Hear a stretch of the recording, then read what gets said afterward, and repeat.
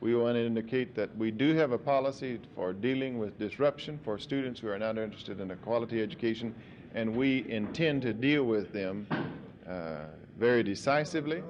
And as long as we have one student who wants to attend school in an orderly way, then we're going to keep our schools open. We do not intend to let anyone into our school or attend our schools who's not interested in participating in our educational program in an appropriate way.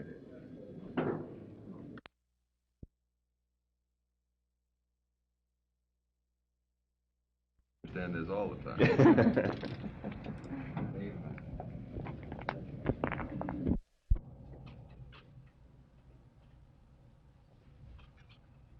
For you is a copy of the summary, which is a part of all of the, several hours later, designed in a fashion to permit us to measure our activity so that we can determine.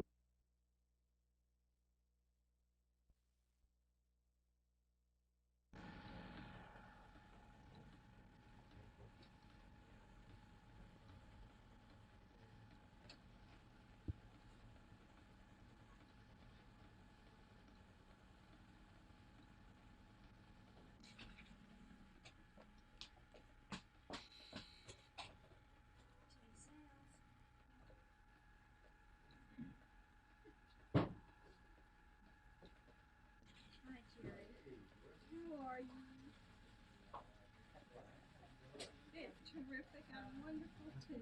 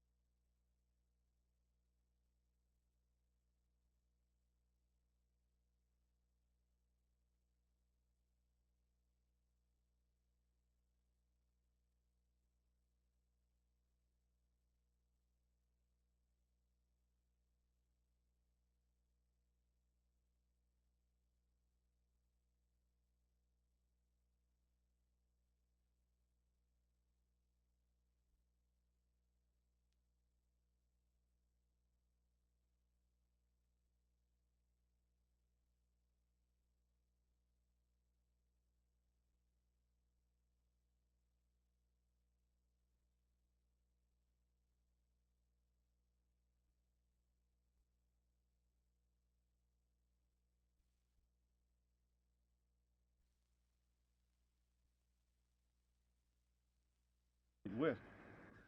But after about an hour and a half in there, very frank. I found myself campaigning next to Maiden Farm Rod.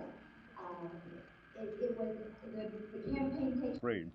The State District Court of Appeal. In that 70-year-old hotel to call us and say, tell real piece of reconciled enterprise, because it's cocooned with no...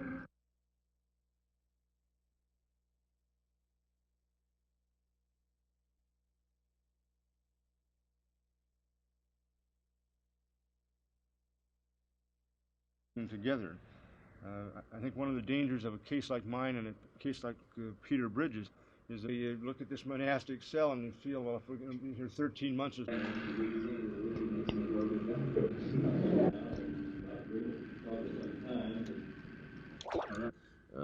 Tremendously able and skilled use of...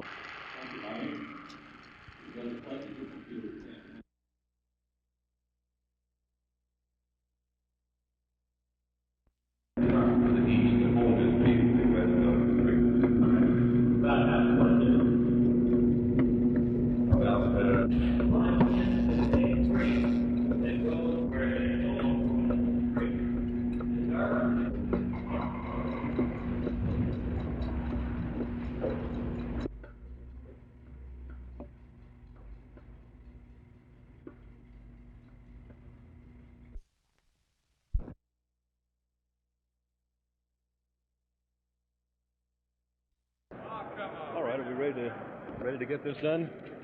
Okay.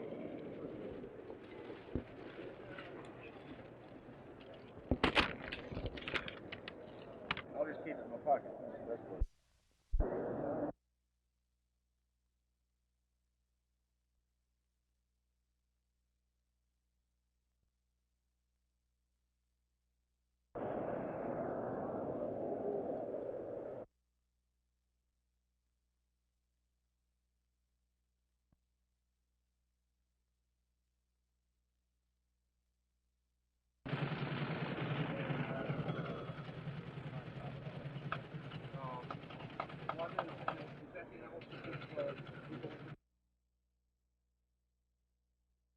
On its own. It continues to be the intent of the City Council and of the City Administration that we listen to all of our citizens. However, the actions of a small number of persons this week make it necessary to advise them and all of our citizens that there is a proper and lawful way to present legitimate grievances. The City Council will continue to listen to any matters properly presented. It will not, however, tolerate the abuse of the Council, of public officials, or of the public buildings and facilities they occupy. The buildings and facilities must be kept available for the use, welfare, and safety of all of our citizens. The law prescribes it. Furthermore, such actions as those of Monday at City Hall and Thursday at the Police and Courts building do not help toward a solution of any problem. They only create more problems and will not be allowed.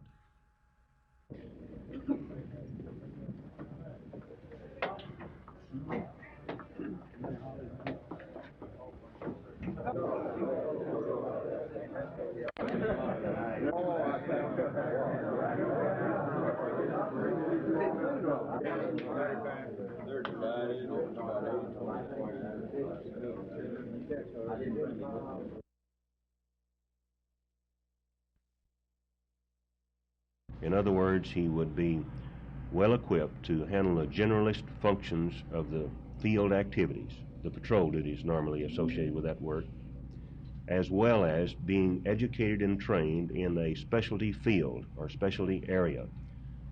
Family crisis intervention, for example, homicide investigation, or other types of crime investigative work. This man would then apply his specialty talent as the need called for it.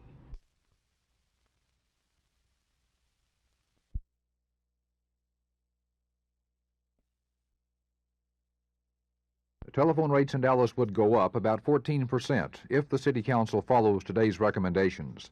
This would mean an increase of about $3 a month for most business phones and about $1 a month for most home phones. According to Southwestern Bell, telephone service in Dallas will suffer if the company is not allowed to increase its rates. Without a rate hike, company spokesmen indicate budget cuts will be necessary by January 1st, which they say would lead to more delays, busy signals, and calls which are not completed. And although the report does recommend an increase in telephone rates, it still calls for about $2.5 million less than the figure requested by Southwestern Bell. The city staff has taken a very hard look at the telephone company's request. The city staff has tried to determine what is the minimum amount of dollars that's required to maintain the kind of telephone service in Dallas that Dallas people want and Dallas people expect. $14 million that the staff has recommended, we feel is that minimum. The difference between the $14 million and what the company asked for, we feel the company must develop through increased efficiency and increased productivity through programs of their own. But all this does not mean the people of Dallas can expect an increase in phone rates in the next day or two. The City Council may want to hold a public hearing on the matter. And it should be remembered from the very beginning, the Council has been less than enthusiastic about the idea of another phone rate hike in Dallas. Jack Hill, Channel 8 News on the Move.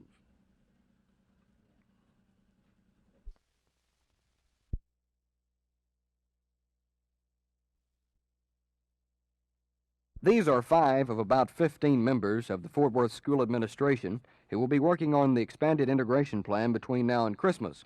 3 or more versions of how the school board may choose to implement integration of elementary, middle, and high schools the Supreme Court has ordered reapportioned will be submitted for approval. Another court opinion today by a U.S. district judge calls for the withholding of federal funds from those school districts that do not comply with the law. The school administration here has said all will be done to comply, although most feel it is still an impossibility to meet the order by January. The stepped-up integration plan being worked on by the school administration involves not only the busing of school-age students, but also the moving of certain teachers. A great deal of school equipment will have to be moved about different schools, and quite a few other employees will probably have to be hired. Superintendent Trulson says that it takes all summer just to get ready for each new school year, and now his staff is forced with doing the same type of work in only 2 months by the January deadline set by the courts. The school board will get the results of Trulson and his assistants' work by the Christmas holidays. Jim Green, Channel 8 News on the Move in Fort Worth.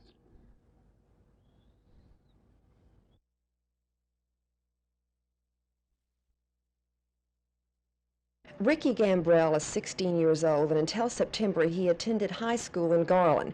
Ricky has been in Baylor Hospital since September, recovering from a serious car accident. Mrs. Gambrell, can you tell us why you first called Contact Aid? What was your problem?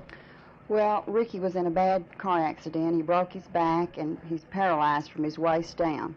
And he's going to be in here for quite a long time. And we needed a teacher. You wanted the school to send a teacher out? School to send a teacher out. And we tried 3 different times to get someone, a teacher out, and they said they couldn't provide a teacher because we were in a Dallas hospital. Why did you come to Baylor Hospital to get these treatments? Well, I figured I'd get the best treatment here at Baylor, and in Garland they don't have a rehab center. When I heard about Ricky's plight, I called the assistant superintendent of the Garland School District, Mr. Bill Carnes. Mr. Carnes assured me that a teacher has already been assigned to work with Ricky at Baylor 2 days every week until he is able to return to the classroom. Ricky, are you excited about going to school again? Yes, kinda. I want my education, so I'm pretty excited. Do you think you're really ready to hit the books? I don't really know. I guess I'll find out. Well, good luck. If you have any problems or questions, please write me at Contact 8, Communications Center, Dallas. That's Contact 8. I'm Cecile Burandt.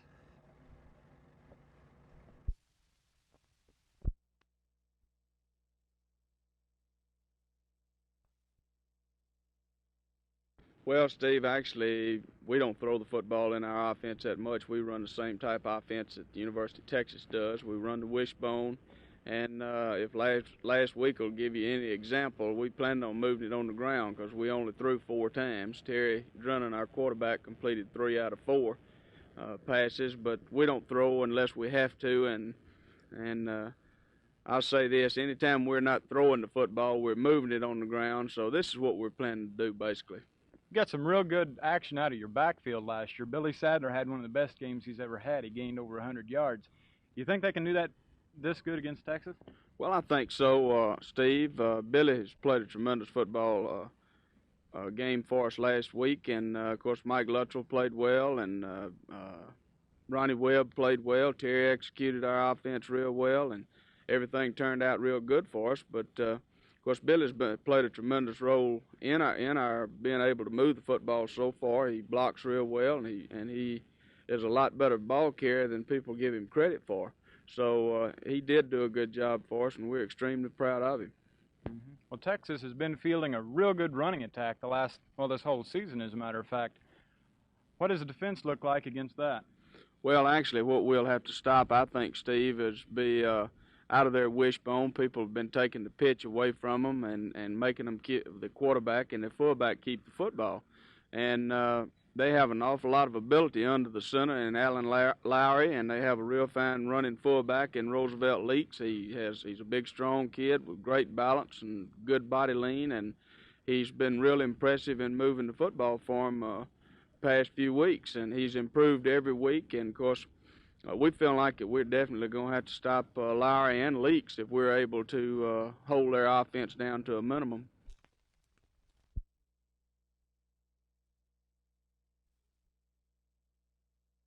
Bill Farr, a Los Angeles Times reporter who was in jail yesterday, was the hero of Sigma Delta Chi Journalism Society convention in Dallas today.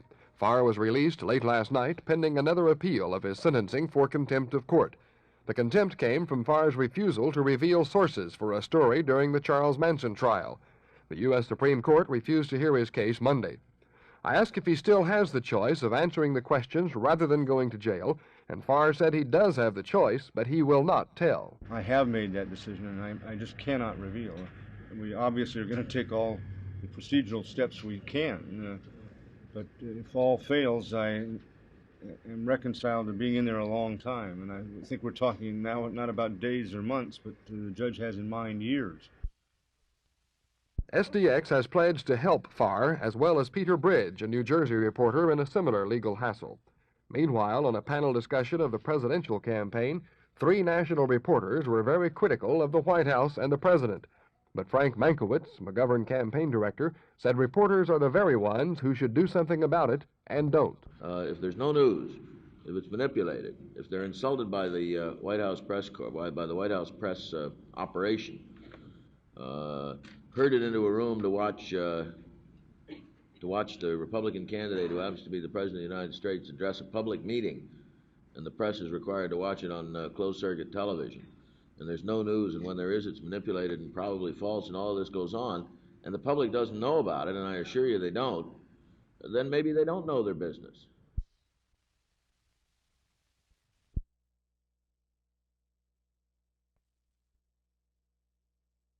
Well, the blame might be called a lack of homework on our part. David Griffin, City Manager of the City of Plano, how do you feel about the verdict today?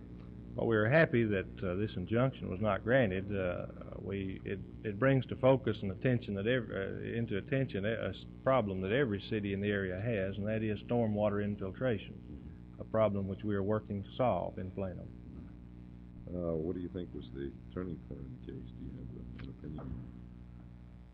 Well, I consider the fact that there was no balance of equities when people who were planning to live in Plano and purchase homes there would not be allowed to if this injunction were granted was a very important part, as well as the fact that this is a very infrequent occurrence and something that only happens when we have the stormwater infiltration problem.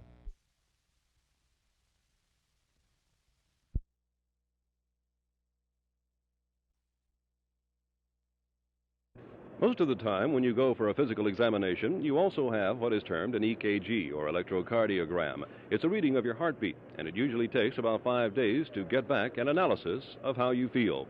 Well, now the computer has come to the EKG field. Let's take a look. Mr. Jim Miller is the regional manager for TeleMed Corporation in Fort Worth. Mr. Miller, what is a computerized EKG? Well, Jim, a computerized EKG is where a lot of different information over some years has been put together to actually analyze an electrocardiogram via a computer. With the TeleMed program, for instance, we have the capability of applying 26,000 measurements to an electrocardiogram. What is the advantage to the patient in getting the result back so fast? Time. Because if a patient's in a hospital and he has a heart condition, then the interpretation is needed as soon as possible. And with our system, we can have an analysis back in less than 10 minutes, 24 hours a day, 7 days a week. Dr. Radke, well, now I have that EKG and the result says that I'm within normal limits. Does this mean I will not have a heart attack? No, it doesn't. It's possible that you could have a heart attack, but we're interested in other factors that put people at high risk for heart disease. Such as? Such as blood fat abnormalities, such as smoking, diabetes, and overweight. I'll say this, Dr. Radke, when you got the blood fat, I just accidentally sucked my stomach in, but I don't smoke and I don't do these other things, so am I a fairly good risk? Probably so. It depends on your family history as well, and one factor that's very important is an exercise electrocardiogram. It adds another dimension to a standard resting cardiogram. So there you have it. Dr. Radke is a cardiologist, knows what he's talking about. Next time you have that physical and you have an EKG, just consider it one of many factors in your health. At the American Heart Association meeting, this is Jim Mitchell, Channel 8 News on the Move.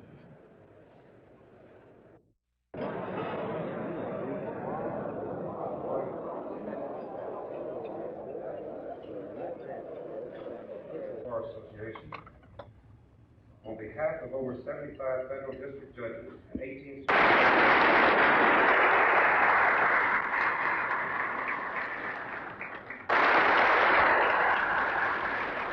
case and time on the bench?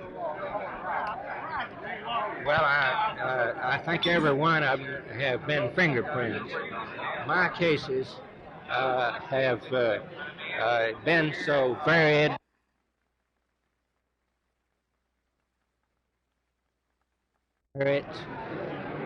Without respect to party.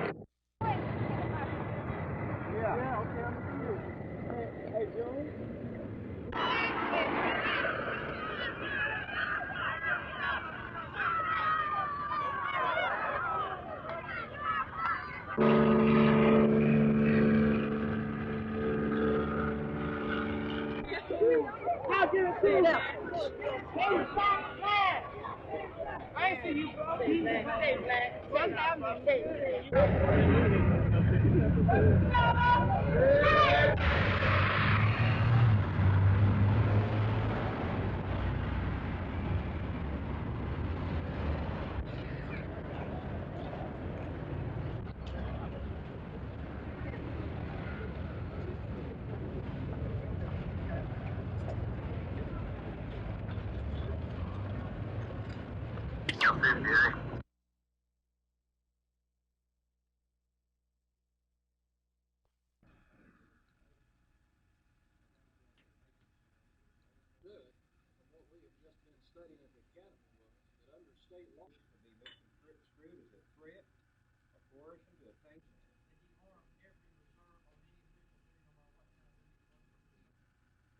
Signers, this petition is totally dedicated to the Dallas Police Department, Dallas, and they were rich.